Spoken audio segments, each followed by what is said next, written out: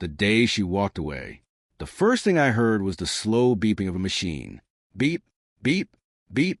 I opened my eyes, but everything around me looked blurry. My whole body felt heavy, like someone had placed a mountain on my chest. I tried to move my right arm, but a sharp pain shot through my shoulder. Ah! A nurse quickly walked over. Easy, she said softly. Don't try to move too much. I looked around the room.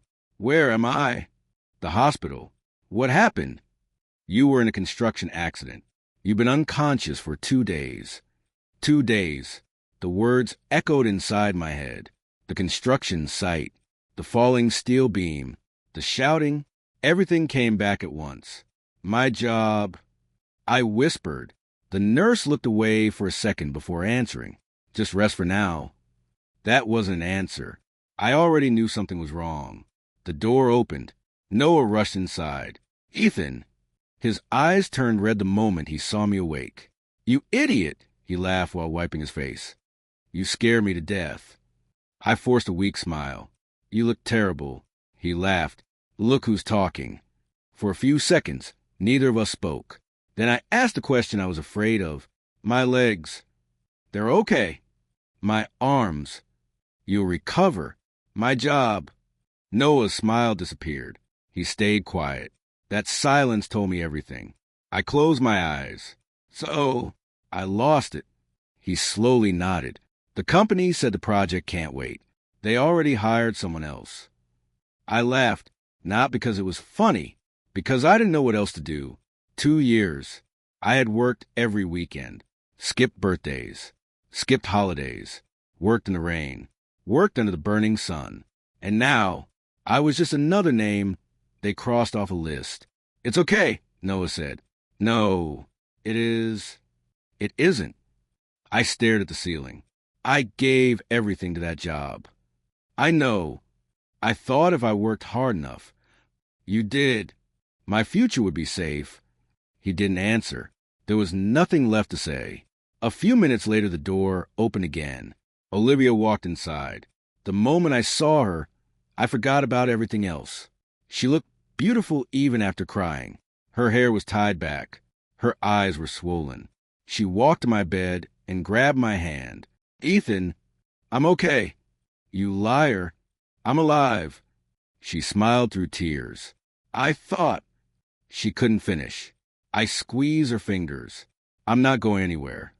She leaned down and hugged me carefully. I was so scared. So was I. For a moment, everything felt normal. Maybe things would be okay. Maybe together we could survive this. Noah quietly stood up. I'll get coffee. After he left, Olivia sat beside me. I brought your phone.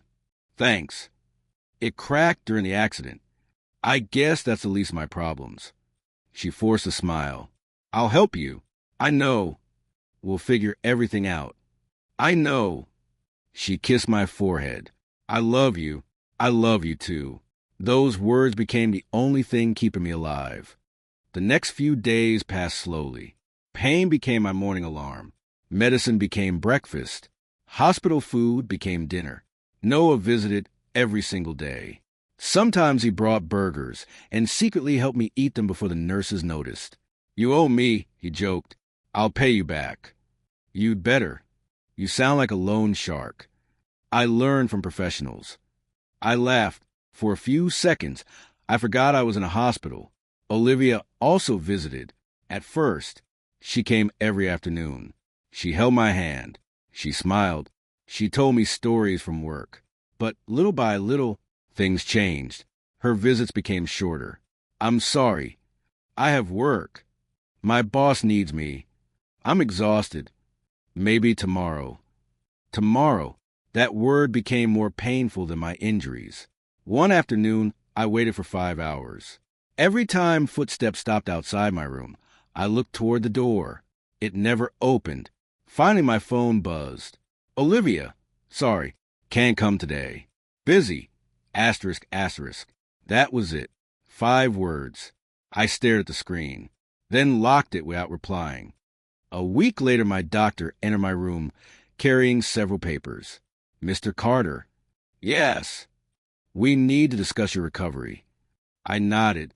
You'll need several months of physical therapy. How many? At least 6. My heart dropped, and your shoulder may never fully recover. What does that mean? It means heavy construction work may not be possible anymore. I couldn't breathe. So, you should consider another career. Another career? I had spent my entire adult life building buildings. I didn't know anything else. The doctor placed another envelope on the table. Your current medical expenses. I opened it. My hands started shaking. There had to be a mistake. There was no way I could afford that number. No way. After the doctor left, I just sat there staring at the bill. Noah arrived an hour later. He picked it up. His face changed immediately. Damn. I know. We'll figure something out. How? I don't know. I have almost nothing saved. We'll think. My apartment. What about it? I can't pay rent. He stayed quiet. My insurance? They're still investigating. So I'm alone. No, I am. You have me? I can't keep depending on you. You don't get to decide that. I looked at him. He pointed at me. You've been my brother since we were 12. So brothers don't leave. Those words almost made me cry. Almost. That evening Olivia finally came. She looked different. Her smile looked forced. Her eyes avoided mine. I noticed it immediately. You okay? I asked. Yeah. You don't look okay. I'm just tired. You've been saying that a lot. She looked out the window. I know. I reached for her hand. She hesitated, only for a second. But I noticed, every second, every tiny movement. You've been avoiding me. I'm not. You have. I've just been busy. I understand. She smiled again, but it didn't reach her eyes. I knew that smile. It was a smile people wore when they didn't want to tell the truth. I wanted to ask what was wrong. Instead, I stayed quiet, because part of me was afraid of the answer.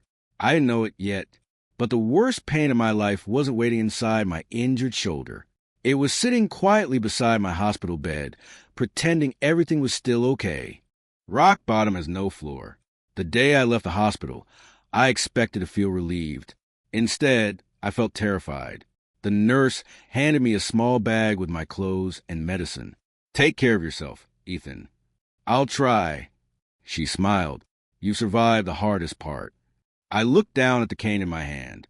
I hope you're right. Noah parked his old truck outside. As soon as he saw me walking slowly, he hurried over. Easy. I can walk. Barely. I said I can walk. You also said hospital food wasn't that bad. I lied. He laughed. There you are. What? The guy who jokes when everything is falling apart. I don't feel much like him anymore. You will.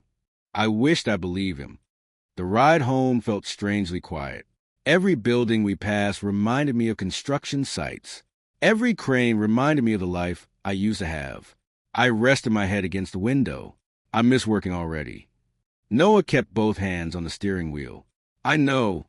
I never thought I'd miss waking up at 5 in the morning. You hated it. I did. You complained every Monday. I still miss it. He nodded. It's not the job. What is it? You miss feeling useful. I looked out the window again. Maybe he was right. When I unlocked my apartment, the silence hit me first. No television. No music. No smell of fresh coffee. Just silence. I slowly walked inside. Everything looked exactly the way I had left it before the accident. My work boot sat beside the door. My yellow safety helmet rested on the table. A half-finished grocery list still hung on the refrigerator. For a second, I forgot everything. Then the pain in my shoulder reminded me that life was over. Noah placed my bag on the couch. You'll be okay? I think so. I'll come tomorrow. You don't have to. I'm not asking. He handed me a small paper bag. What's this? Food. You bought groceries? No. You stole them? They were on sale. I don't believe you. You don't have to. I smiled. Thanks. He shrugged. That's what brothers do. After he left, the apartment became painfully quiet again. I looked at my phone. No messages. Not from Olivia. Not from anyone. I sat on the couch and stared at the ceiling. For the first time in years, I had nowhere to be tomorrow. The next morning, my alarm rang at 6. Out of habit, I reached to turn it off. Then I remembered there was no construction site waiting for me. No crew. No hard hat. No paycheck. Just another empty day. I lay there for almost an hour before forcing myself to get up. The mailbox downstairs was full. 3 bills. 1 insurance letter. 2 advertisements. I opened the insurance letter immediately. My heart sank before I even finished reading. Claim under review. No payment. Not yet. Maybe not for months. I laughed bitterly. Of course. That afternoon, I opened my laptop. If I can't build buildings, I whispered to myself, maybe I can find something else. I searched. Warehouse worker. Rejected. Delivery driver. Rejected. Maintenance technician. Rejected. Construction supervisor. Rejected. Every application ended the same way. We're looking for someone with full physical ability. Or, we appreciate your interest, but, or, unfortunately, I hated that word.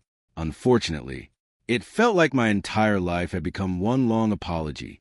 A week later, my savings account looked almost empty. I opened the banking app 3 different times, hoping the number would somehow change. It never did. I walked around my apartment slowly. What can I sell? My television, my gaming console, my camera, the expensive watch Olivia had bought me for my birthday. I picked it up. She had smiled when she gave it to me. I wanted you to have something nice. I don't need expensive gifts. I know. So why? Because every time you look at it, I want you to remember I'm proud of you. I closed my eyes. That memory hurt. I placed the watch inside the box. A few hours later, a stranger handed me cash for it. He smiled. Pleasure doing business. I forced a smile back. Yeah. The moment he walked away, I stood alone in the parking lot, holding money that somehow felt heavier than the watch itself. That night, I couldn't sleep. I unlocked my phone. Without thinking, I opened my chat with Olivia. Months of messages filled the screen. Drive safe. Red heart asterisk asterisk. Don't skip lunch. I miss you already. You're working too hard. I'm lucky to have you. I kept scrolling. Every message felt like it belonged to 2 completely different people. My thumb stopped on one message. I'll never leave you, Ethan, no matter what happens. Asterisk, asterisk. I read it again and again. Then I whispered into the empty apartment. What changed? No one answered. The following afternoon, someone knocked on my door. I opened it. Sarah? My older sister smiled gently. You look terrible. Nice to see you too. She held up 2 grocery bags. I brought food. You didn't have to. I know. She walked inside without asking. I bought vegetables. You hate vegetables. They're for you. She started placing everything inside the refrigerator. Milk, eggs, bread, rice, chicken. I stared at her. Sarah, what? How much did this cost? Don't worry. I am worrying. She sighed. Ethan, tell me. I picked up extra shifts. My stomach tightened. You worked overtime? So what? You already worked too much. I'll survive. I can't let you do this. She looked straight into my eyes. You changed my diapers when Mom worked double shifts. I blinked. You walked me to school every day. You were 6. You skipped by yourself new shoes so I could join the science club. I barely remember that. I do. She smiled softly. You spent your whole life taking care of everyone. A tear rolled down my face. So let me take care of you for once. I couldn't speak.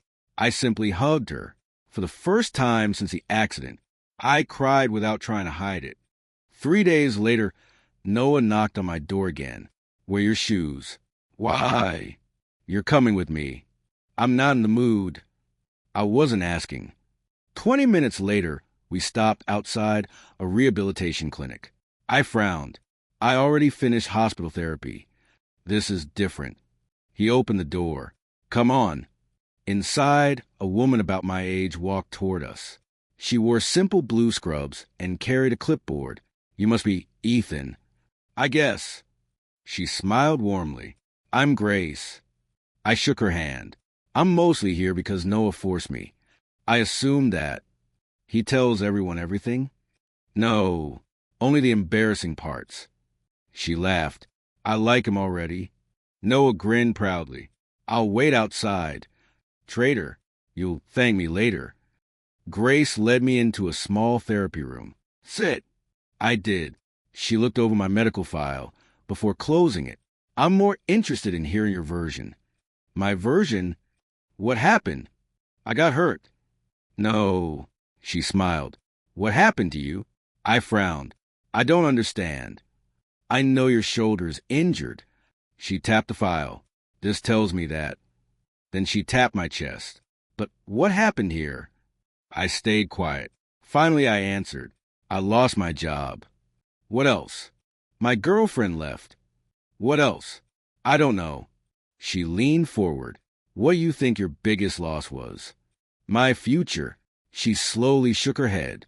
I don't think so. No. I think you lost your identity. I stared at her. She continued softly. You keep saying you lost your job. Because I did. You say you lost your future. I did. You say you lost your relationship. I did. She waited a moment. Tell me something.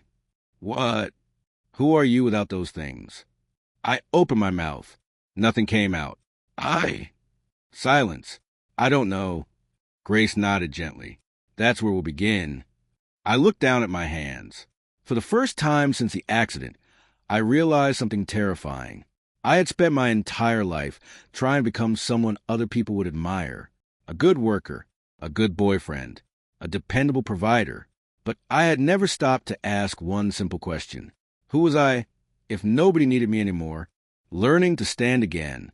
The next morning, my alarm rang at 7. For a few seconds, I thought about turning it off and going back to sleep. Then I remembered Grace's last question. Who are you if nobody needs you anymore? The question had followed me home. It stayed in my mind while I made coffee. It stayed there while I stared out my apartment window. It stayed there while I walked into the rehabilitation clinic. Grace looked up from her clipboard. You came. I almost didn't. But you did. I wasn't sure that counted. It does. I sat down. She crossed her arms.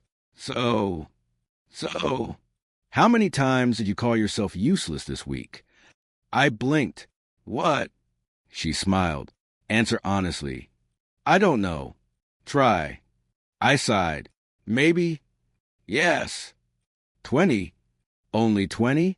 I rubbed the back of my neck. 30. She laughed. I appreciate the honesty. I wasn't trying to be funny. I know. She walked toward a set of resistance bands. Stand up. I slowly stood. We're working on your shoulder today. I hate shoulder day. You hate every therapy day. Exactly. She handed me the band. Pull. I pulled. Pain immediately shot through my arm. I gritted my teeth. It hurts. I know. I can't. You can. No. Again. I tried once more. My shoulder trembled. Sweat rolled down my forehead. I said I can't. She looked directly at me. No. What? You said you won't. I literally can't. There's a difference. I frowned. You've been telling yourself you're broken for months. I am broken. You were injured. Same thing. No. She stepped closer. Broken means finished. I stayed quiet. Injured means healing. Those words stayed with me. She continued. Stop talking about yourself like you're already dead. I looked away. I don't know how. We'll learn. The next exercise was even worse. She placed a small weight in my hand. Lift. It weighs a ton. It weighs 2 pounds. It feels like 50. Lift. I barely raised it halfway. My arm started shaking. I hate this. I know. I used to carry steel beams. I know. Now I can't lift this. She nodded. I know. Tears burned behind my eyes. I feel pathetic. She gently took the weight from me. No, I do. No, I used to be strong. You still are. I laughed bitterly. You don't have to lie. I'm not. She folded her arms. Strength isn't only muscles. Then what is it? You showed up today. So, you got out of bed. So, you kept trying after failing. So, she smiled. That's strength. For the first time, I didn't argue. When therapy ended, Noah was waiting outside with 2 sandwiches. I brought lunch. You bribed me. I know. It's working. I know. We sat on a nearby bench. He handed me a sandwich. So, I've been thinking. That's dangerous. He ignored me. You can't go back to construction. I know, but you still need a future. I know. You ever think about computers? I nearly choked. Me? Yeah. I barely know how to fix my email. So learn. I'm 30. So, isn't it too late? He stared at me. You think life ends at 30? It feels like mine did. He shook his head. I know a guy who became a programmer at 42. Seriously? Yep. I don't even know where to start. I do. He pulled out his phone. Online courses. I can't afford expensive classes. Most of these are free. I looked at the screen. Programming, web design, data entry, digital marketing. Everything looked impossible. Noah smiled. Pick one. What if I fail? What if you don't? That evening I opened my laptop. The screen felt unfamiliar. I clicked on an online beginner course. A cheerful instructor smiled. Welcome to Lesson 1. I almost closed the tab. Instead, I watched. The first lesson lasted 20 minutes. I understood, maybe 5. Still, it was 5 more than yesterday. The next night, I watched another lesson. Then another. Soon my evenings changed. Instead of reading old conversations with Olivia, I started writing notes. Instead of staring at the ceiling, I practiced typing. Instead of wondering why my life ended, I slowly built another one. Therapy continued every week. Every visit felt like another battle. One afternoon, Grace handed me a heavier weight. No. Yes. I couldn't lift the last one. You can lift this. You enjoy watching me suffer. I enjoy watching you grow. That's suspicious. She laughed. Lift. I slowly raised it. Halfway. 3/4. Then, all the way. I stared at my arm. I did it. You did. I actually did it. She smiled proudly. How does that feel? I couldn't stop smiling. It feels... I searched for the right word. Possible. Exactly. Weeks passed. I could finally carry grocery bags without stopping every few steps. I could sleep without waking from shoulder pain every hour. I could climb stairs without feeling exhausted. The changes were small, but they were real. One afternoon, Sarah called. How's therapy? It still hurts. That's not what I asked. I smiled. It's helping. I knew it would. You always know everything. I'm your older sister. I forgot. You better not. One Saturday, Noah convinced me to meet a few old co-workers for coffee. I wasn't excited. What do they pity me? They won't. And if they do, I'll spill coffee on them. I laughed. You're a terrible friend. I prefer loyal. The cafe wasn't crowded. Most conversations felt normal until someone mentioned Olivia. You heard? My heart froze. Heard what?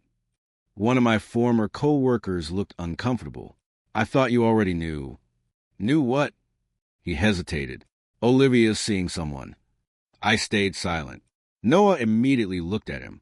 Don't. I'm sorry. I forced myself to ask. Who? A businessman. I swallowed. What's his name? Daniel Brooks. The name meant nothing to me. He owned several restaurants, I think. Another coworker nodded. Fancy cars. Big house. They've been posting pictures everywhere. I looked down at my coffee. Nobody spoke. Finally, Noah asked quietly, "You okay?" I answered honestly, "No." That night, I sat alone on my apartment balcony. The wind felt cold. I unlocked my phone. My finger stopped above Olivia's contact. One call, one message, one question. Why? I could do it. I could ask. I could beg for answers. Instead, I locked my phone again. I whispered into darkness. She made her choice. The words hurt, but they were true. Grace's voice echoed inside my head. Who are you without your relationship? I looked at my reflection in the dark window. I don't know yet. Then I smiled sadly, but I'm going to find out. The following Monday, Grace noticed immediately. You look different. I do. Your eyes. What's different? They're looking forward instead of backward. I laughed softly. I had a rough weekend. You survived it. Barely. She handed me another exercise band. Ready? No. Good. Why is that good? Because courage isn't doing things that feel easy. She pointed toward the exercise mat. It's doing them anyway. I nodded. This time, I didn't complain. I simply started. Every stretch hurt. Every lift burned. Every movement reminded me of everything I had lost. But every repetition also reminded me of something new. I wasn't the man who woke up in that hospital bed anymore. I wasn't the man who measured his worth by a paycheck. I wasn't the man waiting for Olivia to come back. I was becoming someone else. Someone stronger. Someone quieter. Someone who kept moving forward even when nobody was watching. As I left the clinic that afternoon, I caught my reflection in the glass doors. Without thinking, I smiled. Not because my life was perfect. Not because the pain was gone. Not because I had forgotten Olivia. I smiled because, for the first time since the accident, it wasn't fake. It was small. It was quiet. But it was real. And somehow, that tiny smile felt like the first real victory of my new life. The second chance I never expected. 3 months passed before I realized something important. My mornings no longer started with regret. They started with purpose. I still attended physical therapy twice a week. I still had pain whenever I pushed my shoulder too hard. But my evenings belonged to something new. My laptop. Every night I studied. Programming. Website design. Basic software development. Some lessons confused me. Some almost made me quit. But every completed project gave me a feeling I hadn't experienced since before the accident. Progress. One evening Noah called me. Busy? I'm trying to figure out why my code keeps crashing. He laughed. Sounds serious. It is. You've officially become a computer guy. I'm still terrible. You've been saying that for months. Because it's true. No. What? You're improving. I've got a long way to go. Everyone does. He paused. Did you upload your portfolio? I did yesterday. Good. Nobody's going to look at it. You don't know that. I do. You really enjoy proving yourself wrong. Before I could answer, my email notification appeared. I almost ignored it. Then I saw the sender. Reed Technologies. My heartbeat sped up. Noah. What? I just got an email. So open it. What if it's another rejection? What if it isn't? My hand shook as I clicked it. The first line made me stop breathing. We reviewed your online project and would like to invite you for an interview. I read it again, then a third time. Noah, what does it say? I got an interview. His loud cheer nearly hurt my ears. I knew it. I don't even remember applying. You applied everywhere. I actually got one. You earned one. For the first time in months, I look forward to tomorrow. The interview was 2 days later. I stood outside a tall glass building wearing the only suit I still owned. I adjusted my tie 3 different times. It looks fine, Noah said. You've said that 5 times. Because you keep touching it. What if I embarrass myself? You probably will. I stared at him. Thanks. But you'll survive. I laughed. He patted my shoulder carefully. Go. I nodded. As the elevator doors closed behind me, I felt the same nervousness I had felt on my very first day at the construction company years ago. Only this time, I wasn't carrying a toolbox. I was carrying hope. A receptionist smiled as I approached. "Good morning." "Morning." "Name?" "Ethan Carter." She checked her computer. "Mr. Reed is expecting you." My stomach tightened. "The owner?" "Yes." I thought this was an HR interview. She smiled politely. "Please take the elevator to the top floor." The ride felt endless. I laughed. He patted my shoulder carefully. "Go." I nodded. As the elevator doors closed behind me, I felt the same nervousness I had felt on my very first day at the construction company years ago. Only this time, I wasn't carrying a toolbox. I was carrying hope. A receptionist smiled as I approached. "Good morning." "Morning." "Name?" "Ethan Carter." She checked her computer. "Mr. Reed is expecting you." My stomach tightened. "The owner?" "Yes." I thought this was an HR interview. She smiled politely. "Please take the elevator to the top floor." The ride felt endless. When the doors opened, I walked into a large office. A man in his 60s stood near the window. Gray hair, simple suit, calm eyes. He turned toward me and smiled. "You must be Ethan." "Yes, sir." He walked over and shook my hand. "I'm Harrison Reed. It's an honor to meet you. Sit." I thanked him and carefully took the chair across from his desk. He picked up a folder. "I looked through your online portfolio." I nodded nervously. "You built every project by yourself?" "Yes." "Without formal training?" "Yes." He closed the folder. "Why?" The question surprised me. I needed another career. "No." He smiled. "I asked why you kept going." I stayed quiet. Finally, I answered honestly. "Because I had already lost too much." "They did." "I failed twice." "I didn't know." "Most people don't." He looked back at me. "Do you know why I eventually succeeded?" I shook my head. I refused to let my worst day become my identity. My chest tightened. He smiled gently. "I think you understand that better than most people." I swallowed. "I've been trying." "I know." He walked back to his desk. "Ethan." "Yes, sir." "I'd like to offer you a position." I stared at him. "I'm sorry. I'd like you to join Reed Technologies." I couldn't speak. "You'll start as a junior developer." The salary is extraordinary." "I don't care. There will be long hours." "I don't care. You'll make mistakes." "I already do." He laughed. "Good answer." I slowly stood. "You mean?" "I got the job." I laughed. Then I covered my face. To my embarrassment, I started crying. "I'm sorry. Don't apologize." "I didn't expect." "I know." I wiped my eyes. "Thank you." He smiled warmly. "No." I looked confused. "Thank yourself." The following Monday became my first day. I walked into the office 30 minutes early. Everything looked modern. Large windows, bright workspaces, people talking quietly. Nobody seemed rushed. A cheerful voice interrupted my thoughts. "You must be Ethan." I turned around. A young woman stood beside me holding 2 coffee cups. She smiled naturally, as if we'd known each other for years. "I'm Emma." I smiled awkwardly. "Nice to meet you." She handed me one of the coffees. "For you?" "You didn't have to." "I know." I laughed. Everyone keeps saying that. Maybe because it's true. We started walking toward the development department. "So," she looked at me. "First day. Is it that obvious? You've looked at the emergency exits 3 times." I was nervous. I still am." She laughed.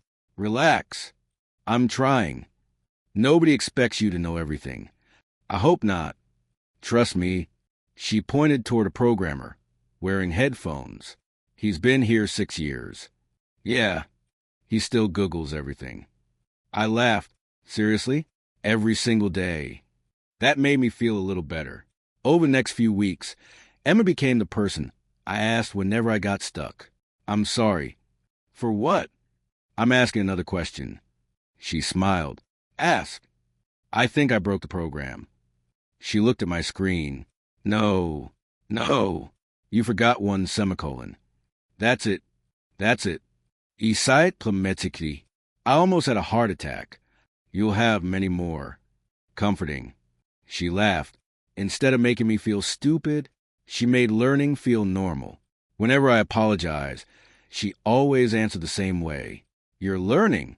Whenever I doubted myself, she smiled. You'll figure it out. Whenever I succeeded, she celebrated like it was her own victory. Little by little, I stopped seeing myself as a former construction worker pretending to be a programmer. I started seeing myself as someone who truly belonged. One Friday afternoon, Mr. Reed walked past my desk. Settling in? I think so. You think? I'm still surprised I'm here. He smiled. Good. Good. People who stop feeling grateful usually stop growing. I nodded. I won't forget. I know. He walked away. Emma looked at me. You know. What? He doesn't compliment people often. He doesn't. No. I smiled quietly. Then I guess I need to work even harder. Outside the office, life continued moving forward. Noah insisted on taking pictures whenever we met. Stand there. Why? Because you finally look alive again. I always looked alive. No. He shook his head. You looked like someone waiting for life to end. I couldn't argue with him. He uploaded one of the pictures online. I didn't think much of it, but somewhere across the city, someone else saw it. Someone I hadn't spoken to in months. Olivia, through mutual friends and social media. She quietly watched pieces of my new life appear one photo at a time. The smile on my face confused her. The office behind me confused her. The confidence in my eyes confused her even more. She had expected me to stay broken. Instead, I was becoming someone she no longer recognized. That evening, as I left work laughing with Emma about another one of my beginner mistakes, I never noticed a familiar figure standing across the street. I never saw the woman holding her phone tightly. I never saw the tears shining in her eyes. I simply kept walking toward the future, completely unaware that Olivia had finally begun to understand what she had thrown away. The lives we chose. 6 months after joining Reed Technologies, I finally stopped introducing myself as the new guy. The office no longer felt unfamiliar. It felt like home. One Monday morning, I walked in carrying coffee for myself. Before I reached my desk, Emma looked up from her monitor. Only one cup? I smiled. I forgot. You forgotten me? I forgot you drink coffee. She raised an eyebrow. I had coffee every morning since the day you started. I walked right into that one. You did. I laughed. I'll buy the next one. You said that last week. I mean it this time. We'll see. I sat down beside her. What are we working on today? She turned her monitor toward me. We have to redesign the client dashboard.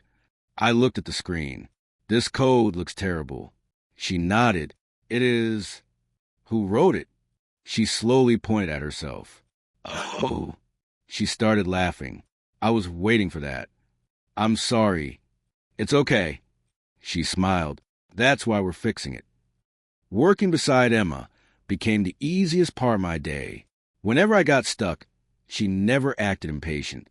Whenever she made a mistake, she laughed at herself before anyone else could.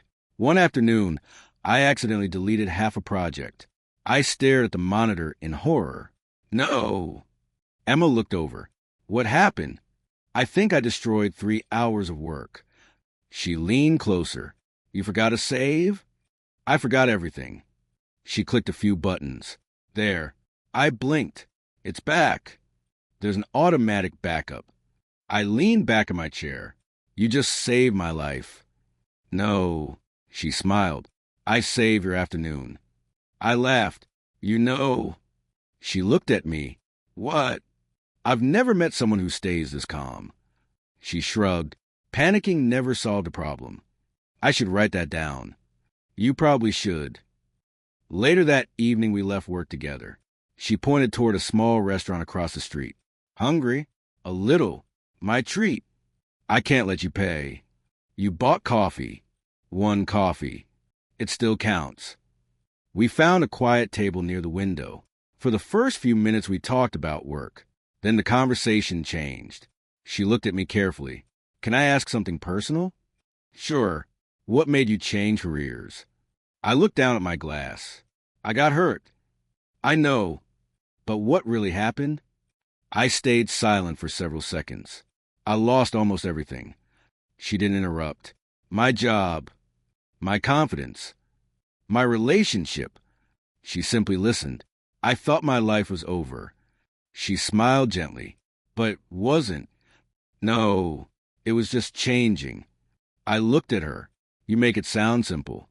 It wasn't. She stirred her drink. I lost my mom when I was 16. I froze. I'm sorry. So was I. She smiled sadly. For a long time, I thought happiness had left forever. What changed? I stopped waiting for life to become what it used to be. She looked at me. I learned to build something new. Those words stayed with me all evening. As the weeks passed, I noticed something strange. Around Emma, I never felt like I had to prove myself. She never asked how much money I made. She never cared what car I drove. She never compared me to anyone. She only cared whether I was honest. One afternoon, she caught me staying late. You're still here? I wanted to finish this. She walked over. You skipped lunch. I wasn't hungry. She folded her arms. Liar. I smiled. Maybe. She placed a sandwich on my desk. Eat. You brought this for me? I bought two. You planned this. I know you. I looked at the sandwich. Nobody had taken care of me like that in a very long time. Quietly, I said, thank you. She smiled. You don't have to earn kindness. The words caught me off guard. What? You always look surprised when someone helps you. I didn't answer, because she was right. Outside of work, life kept moving. Grace finally smiled during one of our therapy sessions. You don't need weekly appointments anymore. Really, you've worked hard. I couldn't have done it without you. She shook her head. I only guided you. You did more than that. She laughed. I asked annoying questions. They changed my life. She smiled proudly. I can see. One Friday evening, Noah called me. You busy? Not anymore. I heard something interesting. What? You remember Michael Turner? My smile disappeared. I wish I didn't. Michael had been my supervisor at the construction company. After my accident, he blamed several project mistakes on me. His lies helped convince management that replacing me would be easier than supporting me. What about him? He got arrested. I blinked. For what? Fraud. What? He'd been stealing company money for years. I sat down slowly. Seriously? Yep. He blamed me. I know. For problems he caused. I know. I stayed quiet. Noah laughed softly. You know what I'm waiting for? What? For you to say, let's celebrate. Instead, I surprised both of us. I don't feel happy. You don't. I looked out my apartment window. No. Why? Because I searched for the right words. He already lost everything. Noah stayed silent. I spent months wishing karma would catch him. And now it did. Yeah. So, I smiled quietly. I don't need revenge anymore. He laughed. Grace really changed you. Maybe? No. He corrected himself. You changed you. A few days later, I received an unexpected phone call. It was an old coworker. Ethan? Yeah. I wanted to apologize. For what? We believe Michael. I remained silent. We thought the accident made you careless. It didn't. I know that now. He sighed. I'm sorry. I closed my eyes. Months ago, I had imagined this conversation 100 different ways. I imagined yelling, blaming, demanding justice. Instead, I simply answered, I appreciate the apology. That's it. That's enough. After hanging up, I realized something. Forgiveness felt lighter than anger. Life wasn't as peaceful for everyone. Through mutual friends, Bits and pieces of Olivia's life reached me. I never asked. People simply talked. Did you hear? Hear what? Daniel embarrassed Olivia at a charity dinner. I frowned. What happened? He laughed at her in front of everyone.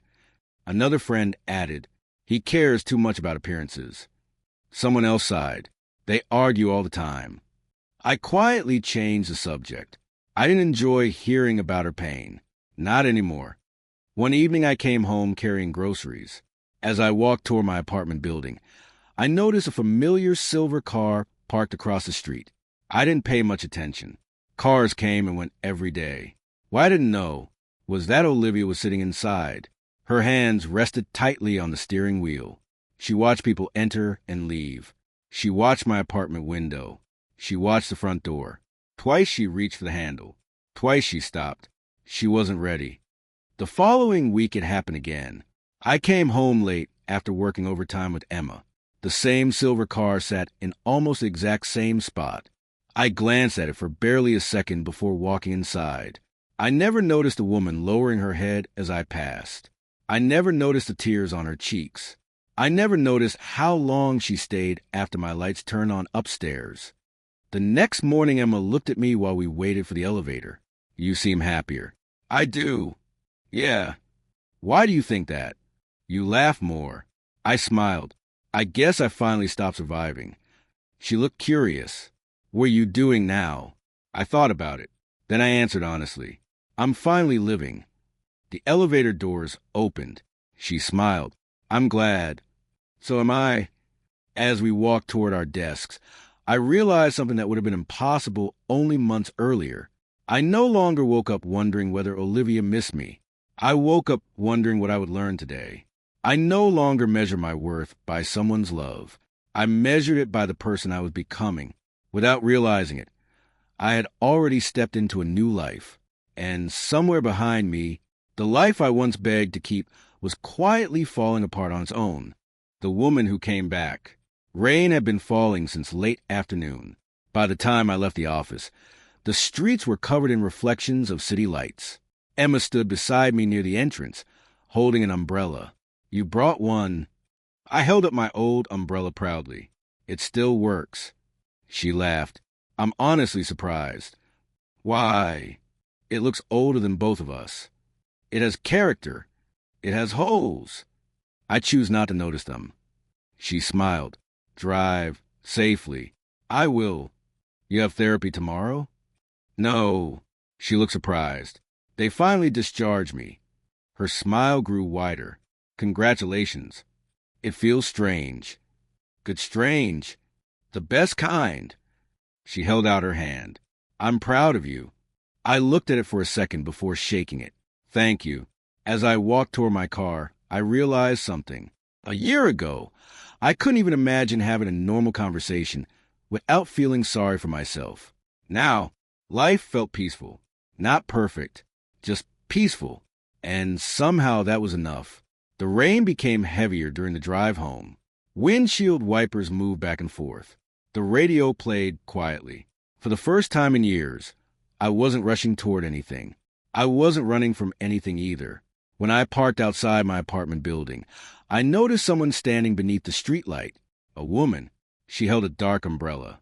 Her face stayed hidden. At first, I didn't think much of it. Then she slowly lowered the umbrella. My feet stopped moving. Olivia. For a moment, neither of us spoke. Rain filled the silence between us. She looked thinner, more tired. The confidence she once carried so easily had disappeared. She took one careful step toward me. Hi. Her voice barely reached me. I answered quietly. Hi, Olivia. She looked down at the wet pavement. I didn't know if you'd stop. I almost didn't. She nodded slowly. I understand. Another long silence followed. Finally, I asked, Why are you here? She took a deep breath. I've been here before. I know. Her eyes widened. You knew. I noticed the silver car. She lowered her head. I could never make myself knock. Why now? Her eyes filled with tears. Because if I waited any longer, her voice broke. I'd regret it forever. I stood there without speaking. She looked at me carefully. You look different. I am. You smile now. I do. I haven't seen that smile in a long time. I looked away. Life changes. She nodded. I know. She wiped her eyes. Ethan? Yeah. I'm sorry. The words hung in the air. I know saying that doesn't fix anything. I stayed quiet. I know I don't deserve your forgiveness. Still, I didn't interrupt. She looked at me with trembling eyes. I left when you needed me most. Yes. I told myself I had reasons. She laughed bitterly. I kept repeating them until I almost believed them. I waited. I said I wanted security. She looked down. I said I wanted stability. She shook her head. But the truth, she looked directly into my eyes, was that I was scared. Scared of what? She answered immediately. Scared of struggling. Scared of hospitals. Scared of debt. Scared of sacrificing my future. A tear rolled down her cheek. So I convinced myself leaving was a smart choice. I listened without saying a word. She continued. I thought money would make everything easier. She laughed through tears. I thought if I found someone successful. Her voice cracked. I'd finally feel safe. I already knew who she meant. Daniel. She nodded. I thought he had everything. And he had money. She smiled sadly. But he never had a heart. She looked away toward the rain. He controlled everything. What I wore. Who I talked to. Where I went. He made me feel small. She laughed softly. Do you know something? I stayed quiet. I kept waiting for him to look at me the way you used to. She covered her face. He never did. I remembered all the nights I had stayed awake, worrying about her. The mornings I brought her breakfast before work. The weekends we spent dreaming about buying a small house someday. Those memories no longer hurt the way they once had. They simply felt far away. She slowly lowered her hands. I finally understood something. What? You never loved me because I was useful. I remained silent. You loved me because I was me. Another tear rolled down her face. I didn't realize how rare that was until I lost it. She stepped closer. Ethan? Yeah. Can we? She hesitated. Start over? The question didn't shock me. Somehow, I had expected it. The rain continued falling around us. For a moment, I closed my eyes. The hospital room flashed through my mind. The sound of machines. The pain in my shoulder. Her voice saying, I can't spend my life taking care of someone who has no future. The apartment filled with silence after she left. Selling my watch. Reading her old messages. Wondering why I wasn't enough. Then other memories replaced them. Noah refusing to leave my side. Sarah filling my empty refrigerator. Grace asking me who I was without my job. Emma believing in me before I believed in myself. Mr. Reed giving me a chance. Every painful step. Every difficult day. Every lesson. When I opened my eyes again, I wasn't looking at the woman I had spent months waiting for. I was looking at someone from another life. She whispered, Please say something. I smiled gently. I forgive you. She suddenly burst into tears. Thank you. Then she reached for my hand. I promised things would be different. I slowly stepped back. Her hand stopped in the air. Ethan, I forgive you. My voice stayed calm. But I'm not coming back. She stared at me. I don't understand. I do. She shook her head desperately. We loved each other. We did. We can fix this. I smiled sadly. No. Why? Because the man you left. I placed my hand over my chest. Doesn't exist anymore. She cried harder. I know I hurt you. You did. I'll spend the rest of my life making it up to you. I slowly shook my head. This isn't about punishment. Then what is it? It's about growth. She looked confused. I had to lose everything before I learned how to love myself. She remained silent. I spent years believing my value depended on being needed. I smiled softly. Now I know it doesn't. Her shoulders trembled. So there's really no chance? I took a slow breath. You came back looking for the man who would have begged you to stay. I looked into her tear-filled eyes. He died the night you walked out of that hospital room. She closed her eyes. I killed him. No. She looked up. Life changed him. For several seconds, neither of us spoke. Finally, she whispered, I really did lose you. I nodded gently. Yes, I wish I could go back. I know. I'd choose differently. I believe you. She looked surprised. You do? Yes. Then why? Because believing you, I smiled kindly, doesn't mean forgetting what I learned. She started crying again. I hate myself. I shook my head. Don't. She looked confused. You made a terrible choice. Yes. But don't spend your life becoming another victim. She listened quietly. Learn from it. Grow. And someday, I smiled. Forgive yourself too. She covered her mouth to stop herself from sobbing. I don't deserve your kindness. This isn't kindness. What is it? It's peace. I adjusted my umbrella. I should go. She nodded weakly. I understand. I turned toward my apartment building. Ethan. I looked back one last time. I'm truly sorry. I smiled. I know. Then I walked away. I didn't look back again. Not because I hated her. Not because I wanted revenge. But because I finally understood something that had taken me nearly 2 years to learn. Loving someone else can make your life beautiful. But loving yourself can save it. As I unlocked my apartment door, I realized my heart felt strangely light. The chapter one had spent so long trying to rewrite had finally reached its ending. And for the first time, I walked into my home carrying nothing except peace.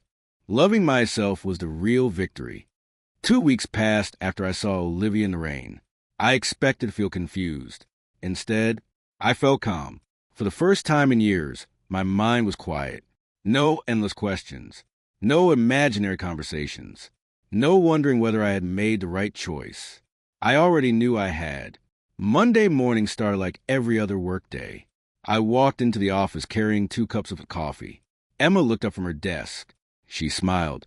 I was beginning to think you'd forgotten again. I handed her the second cup. I learned from my mistakes. She accepted it with a grin. I'm impressed. Don't get used to it. I already am. We both laughed. As I sat down, she studied my face for a moment. You look different. I looked at her. I've heard that before. No. She shook her head. This is different. How? You look lighter. I thought about it. I think I am. She didn't ask another question. She never pushed when I wasn't ready. That was one of the things I admired most about her. Later that afternoon, we stayed behind to finish a project. Most of the office had already gone home. Emma leaned back in her chair. I'm hungry. Again, I've been hungry since noon. You had lunch. That was hours ago. I laughed. Come on. We walked to a small diner near the office. The waitress smiled. The usual? Emma looked at me. We have a usual? You've been here enough. I laughed. I guess we have. After our food arrived, Emma looked at me thoughtfully. Can I ask something? You always do. She smiled. Fair. She took a sip of coffee. What happened after you met Olivia? I wasn't surprised. Somehow, I had known she would ask eventually. I forgave her. Emma quietly nodded, and I walked away. She looked into my eyes. Was it hard? I thought for a moment. Harder than I expected. And easier than it would have been a year ago. She smiled softly. I think that's called healing. I smiled back. I think you're right. As the weeks passed, my friendship with Emma became stronger. Neither of us rushed anything. Neither of us talked about love. We simply enjoyed each other's company. One evening she asked, Want to go hiking this weekend? I haven't hiked since the accident. Then it's about time. What if my shoulder complains? She laughed. It can complain all at once. Saturday morning arrived with clear blue skies. Halfway up the trail, I stopped to catch my breath. Emma looked back. You okay? I'm fine. You sure? I smiled. I was just thinking. About what? A year ago, I looked across the mountains. I couldn't even climb the stairs without stopping. She looked at me quietly. And now, I'm standing here. She smiled proudly. You earned every step. A few days later, I received a message from Grace. Grace, coffee tomorrow? My treat. I smiled. The next afternoon, I met her at a small cafe. She looked exactly the same. Confident, calm, kind. She pointed at me as soon as I sat down. There he is. Who? The guy I kept telling to stop insulting himself. I laughed. I remember. So, she crossed her arms. How many times did you call yourself useless this week? I smiled. None. She blinked. None. Not once. She leaned back with the biggest smile I had ever seen. I knew you'd get here. You really did. I never doubted you.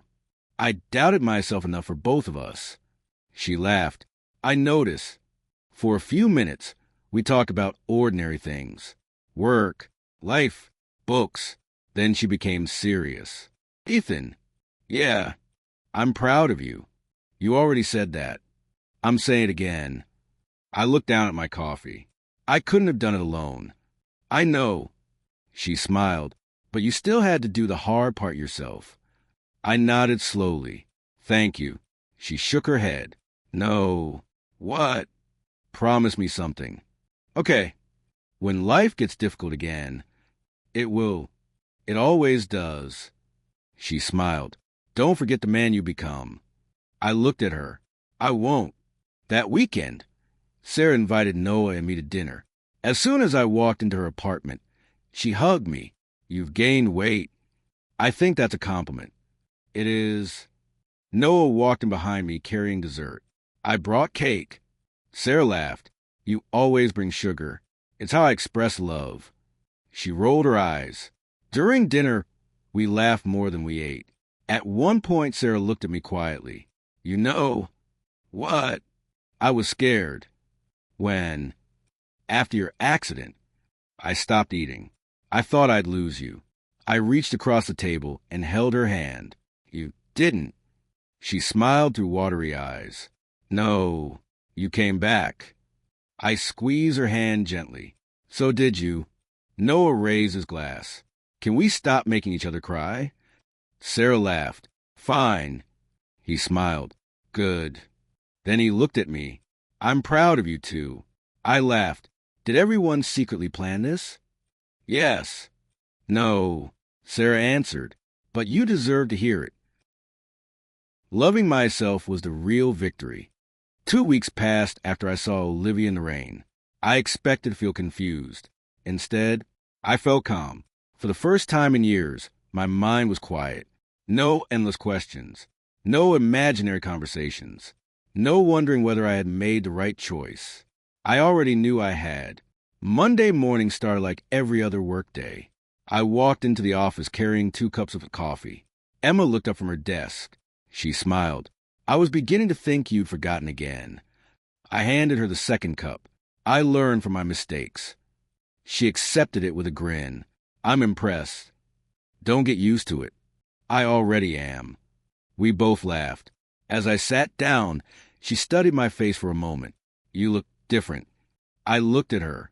I've heard that before. No. She shook her head. This is different. How? You look lighter. I thought about it. I think I am.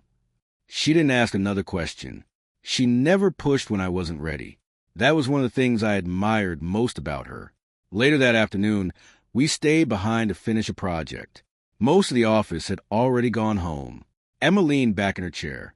I'm hungry. Again, I've been hungry since noon. You had lunch. That was hours ago. I laughed. Come on. We walked to a small diner near the office. The waitress smiled. The usual? Emma looked at me. We have a usual? You've been here enough. I laughed. I guess we have. After our food arrived, Emma looked at me thoughtfully. Can I ask something? You always do. She smiled. Fair. She took a sip of coffee. What happened after you met Olivia? I wasn't surprised. Somehow, I had known she would ask eventually. I forgave her. Emma quietly nodded, and I walked away. She looked into my eyes. Was it hard? I thought for a moment. Harder than I expected, and easier than it would have been a year ago. She smiled softly. I think that's called healing. I smiled back. I think you're right. As the weeks passed, my friendship with Emma became stronger. Neither of us rushed anything. Neither of us talked about love. We simply enjoyed each other's company. One evening she asked, "Want to go hiking this weekend?" I haven't hiked since the accident. Then it's about time. What if my shoulder complains? She laughed. It can complain all at once. Saturday morning arrived with clear blue skies. Halfway up the trail, I stopped to catch my breath. Emma looked back. You okay? I'm fine. You sure? I smiled. I was just thinking. About what? A year ago, I looked across the mountains. I couldn't even climb the stairs without stopping. She looked at me quietly. And now, I'm standing here. She smiled proudly. You earned every step. A few days later, I received a message from Grace. Grace, coffee tomorrow? My treat. I smiled.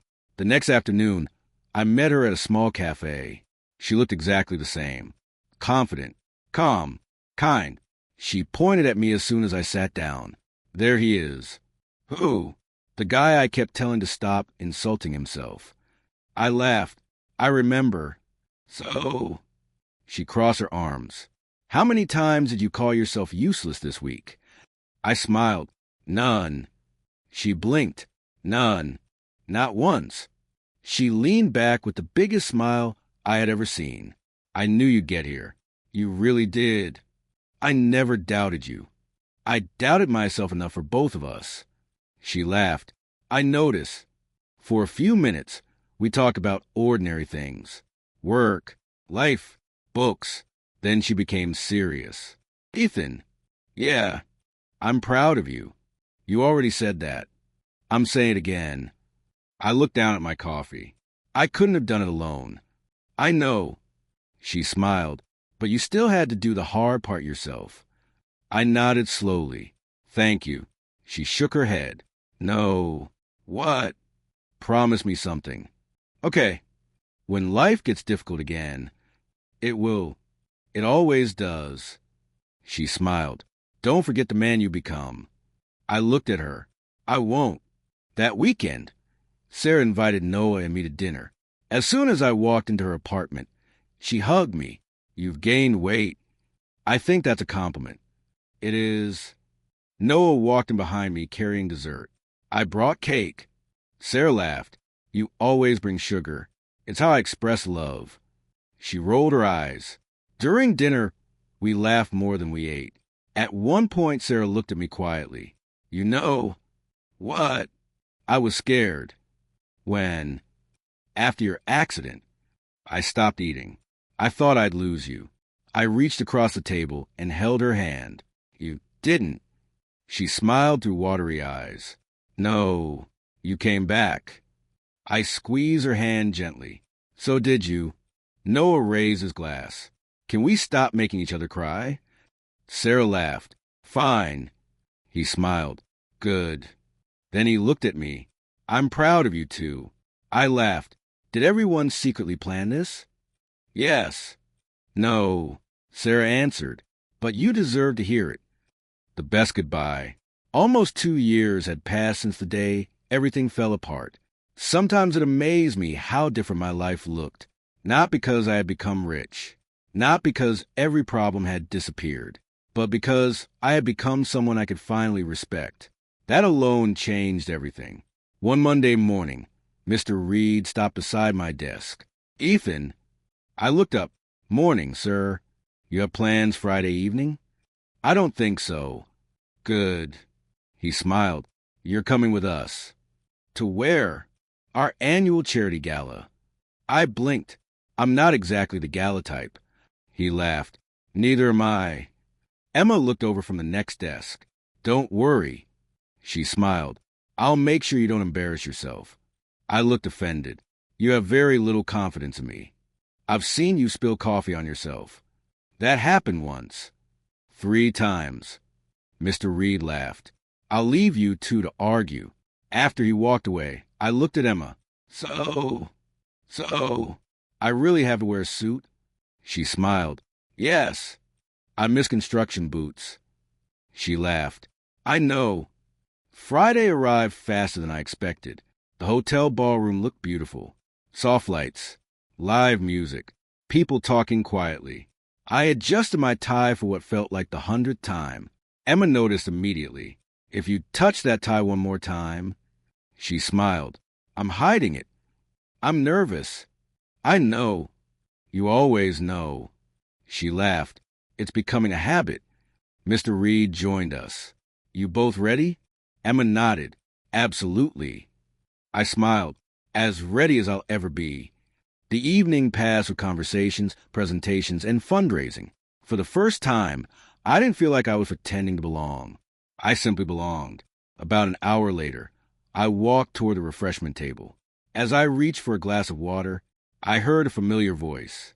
Ethan. I slowly turned around. Olivia stood a few feet away. She wore a simple navy blue dress.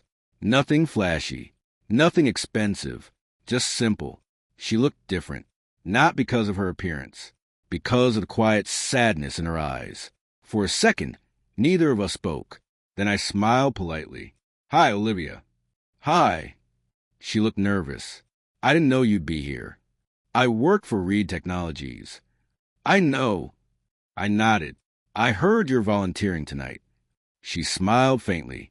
Our organization partnered with this event. Silence settled between us again. Not uncomfortable, just quiet. Finally, she laughed softly. I guess life really wanted us to meet one last time. Maybe. She looked around the ballroom. You look happy. I am. I'm glad. She paused before continuing. I wasn't sure I'd ever get to tell you something. I waited. Thank you. The word surprised me. For what? For loving me the way you did. I looked at her quietly. I didn't understand it back then. She smiled sadly. I thought love was supposed to make life easier. She shook her head. Now I know. She looked into my eyes. Real love makes people stronger. I remained silent. You never tried to control me. You never made me feel small. You celebrated every little success I had. She laughed softly, and somehow a tear appeared in her eye. I thought that wasn't enough. I answered gently. We were both younger. No. She shook her head. I was just selfish. I didn't argue, because she wasn't asking me to. She took a slow breath. I've spent a long time thinking about everything. So have I. I used to blame bad timing. She smiled bitterly. Then I blamed Daniel. She looked down, but eventually she placed a hand over her heart. I realized the only person responsible for my choices was me. I nodded. That's a hard lesson. It is. She looked back at me, but I needed to learn it. Another quiet moment passed. Then she smiled. You know something? What? I stopped asking myself whether you'll ever come back. I looked surprised. You did. Yes. She laughed. I finally accepted that chapter ended. I smiled. I'm glad. I am too. She looked toward the large windows overlooking the city. I used to think losing you was the worst thing that ever happened. And now I think, she smiled sadly, losing you forced me to become honest with myself. I listened carefully. I've started volunteering full-time. Really? She nodded. I wanted to stop living only for money. How's that going? She laughed. My apartment is much smaller. I laughed too, but... She smiled. I sleep better. I'm happy to hear that. She looked surprised. You mean that? Of course. She studied my face. I can tell. I nodded. I don't want anything bad to happen to you, Olivia. You don't hate me? I shook my head. I stopped hating you a long time ago. She slowly wiped away a tear. Thank you. She reached into her purse and pulled out something small. I found this while cleaning. She handed it to me. I looked down. It was an old keychain, a tiny construction helmet. She had given it to me years ago as a joke. I smiled. You kept it. I couldn't throw it away. I turned it over my hand. You should keep it. She looked confused. Why? Because it's part of your story, too. She looked at it for a long moment. Then she nodded. I think you're right. She carefully placed it back into her purse. I guess. She smiled through tears. This really is goodbye. I held out my hand. She looked surprised before shaking it. Take care of yourself. You too. She hesitated. Then she quietly said, I hope one day I meet someone who loves me the way you did. I smiled gently. I hope one day you love yourself enough to recognize that person. Her eyes filled with tears again. I'll remember that. She slowly walked away. This time, neither of us looked back. There was nothing left to fix, nothing left to say. Some stories aren't meant to begin again. They're meant to teach us who we are. A little later, I stepped outside onto the hotel terrace. The city lights stretched across the night like thousands of tiny stars. Emma joined me a few minutes later. There you are. I needed some fresh air. She leaned against the railing beside me. I saw you talking to someone. She didn't ask who. She never pushed. After a few quiet moments, she smiled. Can I ask one last annoying question? I laughed. You've earned it.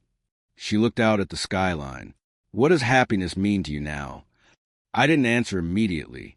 I watched the lights below. I remembered the hospital room, the accident, the empty apartment, selling my belongings, the nights I cried alone, Grace asking me who I was, Noah refusing to leave, Sarah filling my refrigerator, Mr. Reed giving me another chance, Emma believing in me before I believed in myself, even Olivia. Without every painful moment, I would never have become this man. I smiled. Happiness, I said quietly, is waking up every morning without needing someone else's approval. Emma looked at me. That's a beautiful answer. It's an honest one. She smiled. I like honest. I know. We both laughed softly. The cool night breeze moved gently across the terrace. For a long time, neither of us spoke. The silence felt comfortable, peaceful. Finally, Emma asked, So, what happens next? I looked toward the city. I keep living. That's all. I smiled. That's everything. She laughed. I suppose it is. We stood there together, looking toward the future. No promises, no pressure, just two people who respected each other. It felt healthy, and maybe that was exactly what I needed. As the night came to an end, I walked toward my car with a quiet smile on my face. 2 years earlier, I believed losing Olivia had destroyed my life. I couldn't have been more wrong. Losing the woman I loved had forced me to find a man I had forgotten, a man who no longer measured his worth by a paycheck, a man who no longer begged to be chosen, a man who understood that forgiveness sets your own heart free before it helps anyone else. Most importantly, a man who finally loved himself. I started my engine and looked ahead. The road stretched into the darkness, full of places I had never seen. For the first time, I wasn't afraid of what waited there. I welcomed it, because my future no longer depended on someone staying beside me. It depended on the choices I made every single day. I drove forward with confidence, with peace, with hope, and as the city lights slowly disappeared behind me, I realized something that would stay with me for the rest of my life. The greatest love story I would ever live wasn't the one that ended. It was the one that began the day I finally chose myself.